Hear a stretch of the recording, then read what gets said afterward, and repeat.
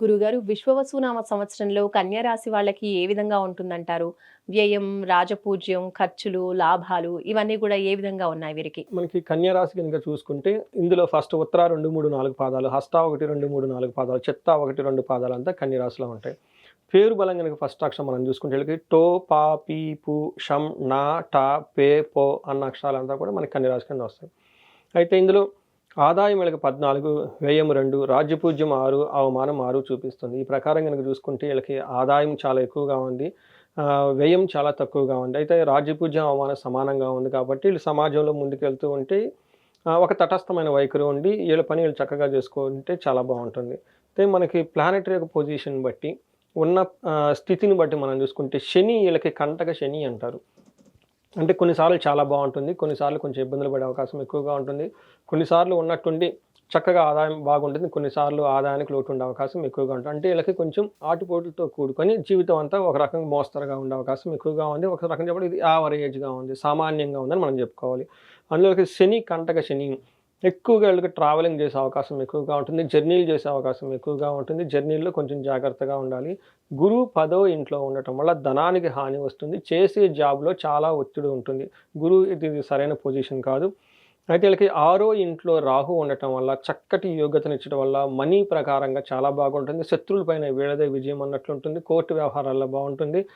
ధనం కూడా విపరీతంగా కలిసి వచ్చే అవకాశం ఎక్కువగా ఉంటుంది. అయితే కేతు 12th హౌస్లో ఉండటం వల్ల వీళ్ళకి ఖర్చులు విపరీతంగా ఉంటాయి. అంతేకాకుండా థెఫ్టింగ్స్, గొడవలు, వస్తువులు పోగొట్టుకునే అవకాశం కూడా ఎక్కువగా ఉంటుంది.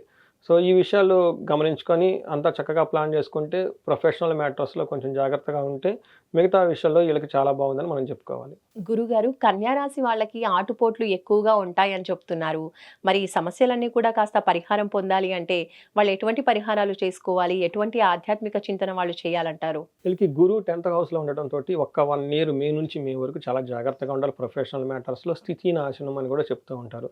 అందుకని గురువుకి సంబంధించిన వీళ్ళకి యోగా చేయటం, మెడిటేషన్ చేయటం, ఆశ్రమాలు చేయటం, మనకి హైదరాబాద్ సరౌండింగ్లోను తర్వాత చాలా మంచి మంచి ఆశ్రమాలు ఉన్నాయండి. అవన్నీ విజిట్ చేయటం, యోగా చేయటం.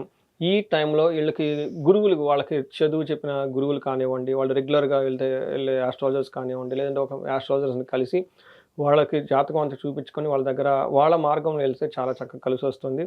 వీళ్ళకి గురువులకి తెలిసిన వాళ్ళు ఉంటే వాళ్ళకి బట్టలు దానం చేయటం, వాళ్ళ దగ్గరికి వెళ్ళి ఆశీర్వాదం తీసుకుంటే చాలా బాగా కలిసి వస్తుంది. ఇంతేకాకుండా వీళ్ళు మనకి గుంటూరు దగ్గర కోటప్పకొండ అని ఉంటుందండి. ఆ క్షేత్రాన్ని అక్కడ దక్షిణామూర్తి అవతారంలో త్రికోటేశ్వర స్వామి ఉంటారు. అది చక్కగా దర్శనం చేసుకొని అక్కడ గురువారం రోజున బృహస్పతికి హోమం కూడా చేస్తూ ఉంటారు. దోషం పోవడానికి ఆ హోమం చేయించుకుంటే ఇంకా చాలా బాగుంటుంది.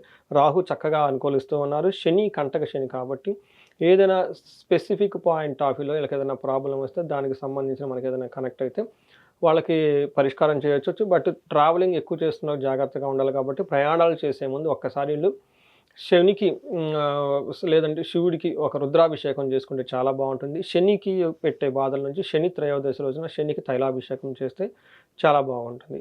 సో ఈ మిగతా విషయాలు అంతా బాగుంది కాబట్టి ఇంకా ఏదైనా ప్రాబ్లం ఉంటే కనుక మనం కనెక్ట్ అయితే మనకు హెల్ప్ చేయొచ్చు.